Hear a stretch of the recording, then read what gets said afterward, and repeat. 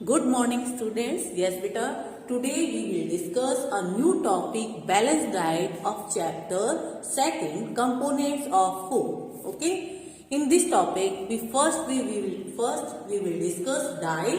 Okay, diet क्या होती है? देखो diet क्या होती है, तो the food which we eat during the whole day is called diet. मतलब सारे दिन में जो हम भोजन कर रहे हैं वही हमारी डाइट है। और डाइट के अंदर डाइट जो होती है अलग अलग तरह के फूड आइटम से बनी हुई है। जैसे इसमें सीरियल्स भी आ जाते हैं, पल्सेस भी हैं, दालें भी हैं, vegetables, meat, fish, egg and milk etcetera. ठीक है ना, ये सभी चीजों से हमारी डाइट बनी हुई है। ऑल द न्यूट्रिएंट्स ये जो है इस डाइट के द्वारा हमारे बॉडी को सप्लाई करने जाते हैं। मतलब which supply all the nutrients to the body.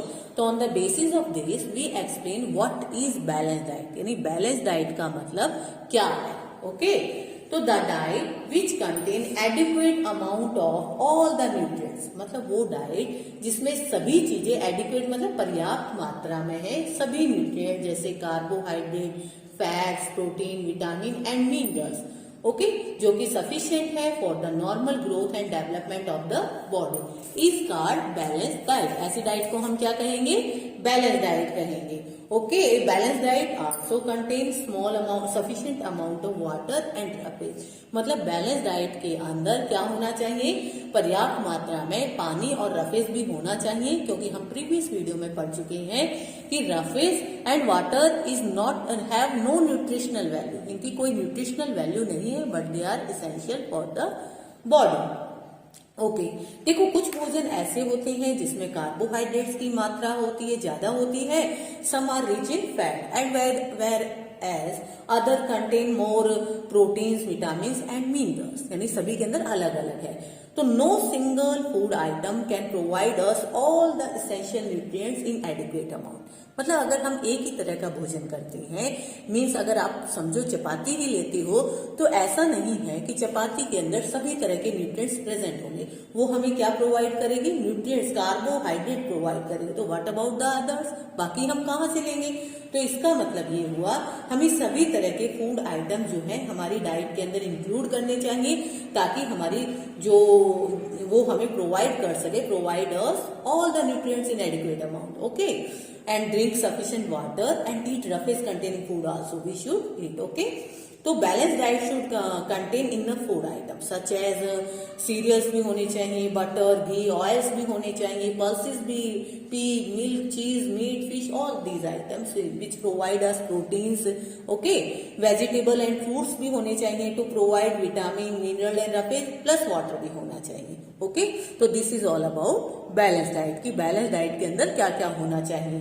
Next topic हम कहते हैं कि ये balance diet is not the same for all age group और ऑक्यूपेशन, कि ऐसा नहीं है कि हर पर्सन के लिए बैलेंस डाइट जो है सेम होगी। इसमें भी अगर छोटे बच्चों की डाइट अलग होती है, एडल्ट्स की डाइट अलग होती है। तो एक balance diet is not the same for all age group और ऑक्यूपेशंस। ओके, एक बैलेंस डाइट डिपेंड करती है on the age of person and also on the occupation of the person. मतलब which type of work he is doing, किस तरह का वो काम कर रहा है। जैसे कि एज के ऊपर लगाते हैं, जो बच्चे हैं और जो ग्रोन अप मैन है यानी एडल्ट हैं, उनकी एज में डिफरेंट होता है। तो इसी बेस पर जो बैलेंस डाइट बनेगी उनकी वो डिफरेंट होगी ग्रोन अप मैन से, क्योंकि हम ये देखते हैं जो बच्चे होते हैं उनकी डाइट के अंदर ज्यादा प्रोटीन की मात्रा होनी चाहिए in comparison to adults. Okay, क्योंकि this extra protein is needed to make the body tissue of the fast growing child. मतलब ये एक्स्ट्रा जो प्रोटीन है वो क्या हेल्प करेंगे? उनकी बॉडी टिश्यू को बनाने में हेल्प करेंगे, क्योंकि इनकी ग्रोइंग स्टेज है। ओके, तो एक balance so the diet of growing children should contain more of protein rich food than diet of grown up man. Okay, तो उसमें प्रोटीन्स की मात्रा ज्यादा होनी चाहिए ग्रोन अप चाइल्ड के बच्चे, छोटे बच्चों की डाइट में, और मोर मिनरल्स भी होने चाहिए। They need more minerals also, जैसे calcium, phosphorus for the formation of bones. Okay, now अब ऑक्यूपेशन क्या होता है? The job of a person is called occupation. जो वो काम करता है उसी को हम उसका रोजगार कहते हैं। हिंदी में इसको रोजगार कहा जाता है, ऑक्यूपेशन को। तो अलग अलग तरह के काम में अलग अलग तरह का जो different job involves different amount of work. मतलब जॉब जो है, किस तरह का आप जॉब करते हैं तो उसमें आपको कितना काम करना पड़ता है, ये डिपेंड करता है। तो जो बैलेंस डाइट है depend on the amount of work we do in our occupation, कि हम किस तरह का रोजगार करते हैं, तो हमारी डाइट भी उसी अकॉर्डिंग डिपेंड करती है। जैसे जो बैलेंस डाइट है of a man doing hard physical work is different from another man doing normal work. जो नॉर्मल काम कर रहा है उसके कंपैरिजन में जो हार्ड वर्क कर रहा है उसकी डाइट जो है वो बिल्कुल अलग होगी। ओके, जैसे अब जैसे कोई कारपेंटर है, लेबर है, उसको कार्बोहाइड्रेट की मात्रा ज्यादा चाहिए ताकि उसको ज्यादा एनर्जी मिल सके, तो उसकी डाइट कैसी होगी, वो ऐसी डाइट लेगा जिसमें कि कार्बोहाइड्रेट ज्यादा हो। Okay, to do more physical work this extra energy is supplied by including more carbohydrate rich food in his diet. Okay, तो ये हमारा डाइट है। लेकिन देखो काफी लोग जो होते हैं फैट रिच फूड खाते हैं, बहुत ज्यादा, a lot of fat rich food such as fried food, samosa, tikki, puri, pakora etcetera, इस तरह की जो है चीजें खाना पसंद करते हैं। तो this is not a good habit, क्योंकि eating too much of fat rich food is harmful for our health. अगर आप ज्यादा फैट रिच फूड खाएंगे तो ये आपके शरीर के लिए हार्मफुल है, क्योंकि इससे क्या होगा, it can lead a disease called obesity. इससे आपको बीमारी हो जाएगी, उस बीमारी को हम क्या कहते हैं, ओबेसिटी, मतलब मोटापा। इसलिए हमें हेल्दी फूड लेना चाहिए, बैलेंस फूड लेना चाहिए। ओके बेटा, now the next topic is avoid wasteful pre cooking and cooking practice. Wasteful pre cooking मतलब खाना पकाने से पहले जो हम करते हैं और खाना पकाते समय जो करते हैं, तो कुछ चीजों से हमें बचना चाहिए। जैसे ज्यादातर जो कच्चा सब्जियां या फूड होता है वो हमारे लिए हेल्दी नहीं होता, not fit for eating as much. तो जो रॉ फूड मटेरियल है, कच्चा फूड मटेरियल है, उसको हमें वॉश करना चाहिए, पील मतलब छिलका उतारना चाहिए, कट करना चाहिए, कुकिंग करना चाहिए to make them fit for eating, ताकि वो हमारे खाने योग्य बन सके। लेकिन इस प्रोसेस में कुछ जो न्यूट्रिएंट्स होते हैं उस फूड मटेरियल के अंदर वो लॉस हो जाते हैं, ठीक है ना, खत्म हो जाते हैं, कम हो जाते हैं। तो जिसकी वजह से जिन चीजों से हमें बचना चाहिए, वी शुड अवॉइड इट, मतलब ऐसा हमें नहीं करना चाहिए या इस तरह की प्रैक्टिस नहीं करनी चाहिए जिसकी वजह से उसकी फूड की न्यूट्रिशनल वैल्यू जो है वो कम हो जाए। जैसे हम देखो डिस्कस करते हैं ऐसी प्रैक्टिसेस जिसके कारण जो है लॉस ऑफ न्यूट्रिएंट्स होता है। First is repeated washing of rice and pulses, यानी हम काफी बार अच्छे से बार बार दालों को, यानी इसको बॉयल करने से पहले उसको बार बार हम जो है वॉश करते हैं to remove dust, harmful germs and chemical को रिमूव करने के लिए जो उससे चिपके होते हैं।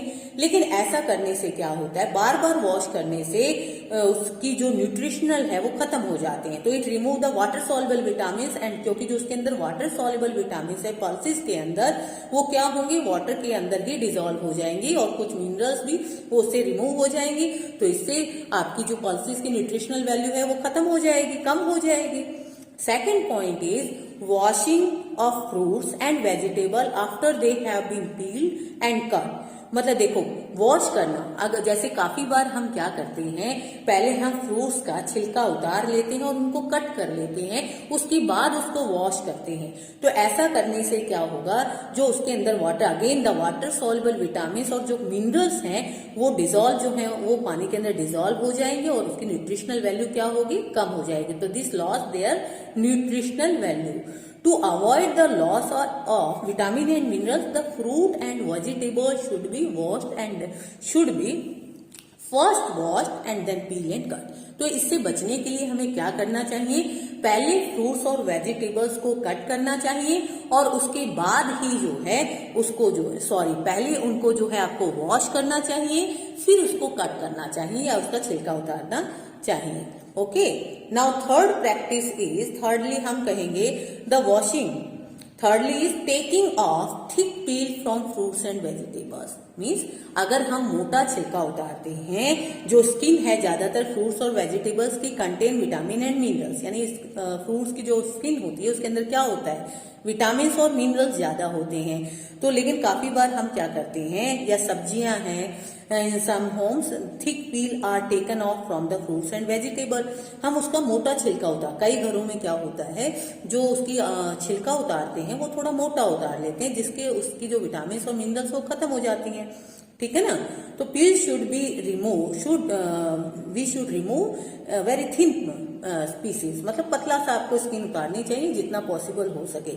ओके, यस बेटा, यस बेटे। Next topic is cooking of food has many. अब कुकिंग का देखो, क्योंकि हमने कहा खाना पकाते टाइम, सेकंड अभी तो हमने डिस्कस किया कि प्री कुकिंग, खाना पकाने से पहले कैसे उसकी न्यूट्रिशनल वैल्यू कम हो जाती है।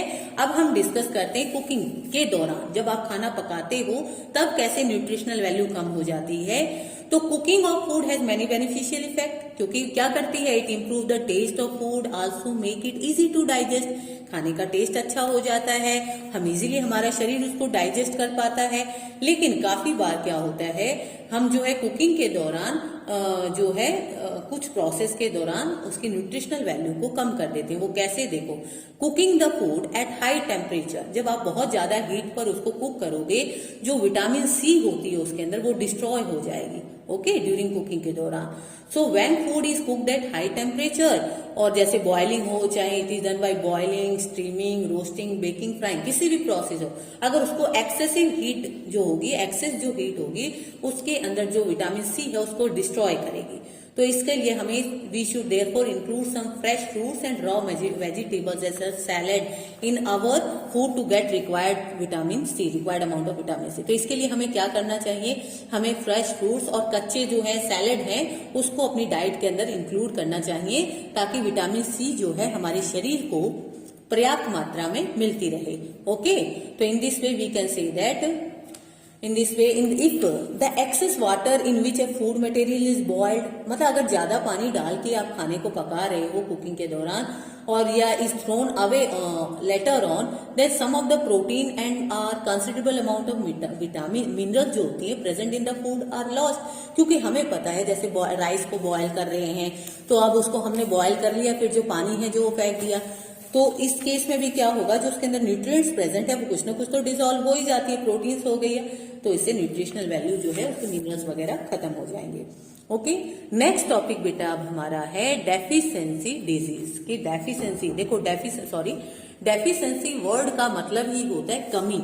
तो डेफिशिएंसी डिजीज कौन सी होती है, जो किसी चीज की कमी के कारण हमारे शरीर में जो बीमारियां लग जाती हैं उनको हम कहते हैं डेफिशिएंसी डिजीज। जैसे अ डिजीज विच अराइज, मतलब कैसे शुरू होती है, due to the lack of nutrients like carbohydrate, fat, proteins, vitamins and minerals in our diet over a long period of time is called a deficiency disease। मतलब जो ये बीमारी ऐसी होती है कि अगर आप कोई पर्टिकुलर न्यूट्रिएंट काफी लंबे समय से अपनी डाइट के अंदर नहीं ले रहे हो तो क्या होगा, उस न्यूट्रिएंट की हमारे शरीर के अंदर कमी आ जाएगी। ठीक है ना, चाहे वो प्रोटीन्स हो, चाहे वो विटामिन्स हो, अगर उसकी कमी हमारे शरीर में आ गई तो उसकी कमी के कारण कोई ना कोई तो हमें बीमारी होगी। तो जो खाने पीने यानी न्यूट्रिएंट्स की कमी के कारण जो बीमारी हुई उसको हमने नाम दिया डेफिशिएंसी डिजीज। ओके, तो ये deficiency disease is not caused in a day और टू, मतलब ऐसा नहीं है डेफिशिएंसी कि एक दिन आपने जो है नहीं खाया तो अगले दिन आपको बीमारी हो जाएगी। इसके लिए ये समय लेती है, लॉन्ग पीरियड लगता है, ऐसे मंथ भी हो सकते हैं टुगेदर। ओके, अब हम इन बीमारियों के बारे में डिटेल में वन बाय वन डिस्कस करेंगे कि फर्स्ट के कौन कौन सी बीमारियां हैं जो डेफिशिएंसी डिजीज के कारण होती हैं।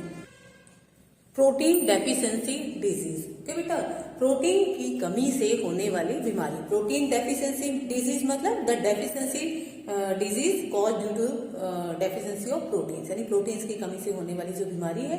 तो the deficiency of proteins in the diet of small children cause a disease known as kwashiorkor. मतलब जब छोटे बच्चों की डाइट में प्रोटीन्स की कमी आ जाए तो उसकी वजह से जो बीमारी होती है उसको हम कहते हैं क्वासीकर। देखो, क्वासीकर जो बीमारी है ये अक्सर 1 से जो 5 साल की एज तक के बच्चे होते हैं उनमें ये बीमारी देखी गई है। क्योंकि इस केस में क्या होता है कि जो माँ जो है अपने बच्चे को दूध पिलाना बंद कर देती है, चाहे वो किसी भी कारणवश हो, चाहे दूसरा बेबी उन्होंने कंसीव कर लिया हो या दूसरा बेबी जल्दी हो गया हो, तो इस वजह से वो अपने पहले बच्चे को दूध पिलाना बंद कर देती है।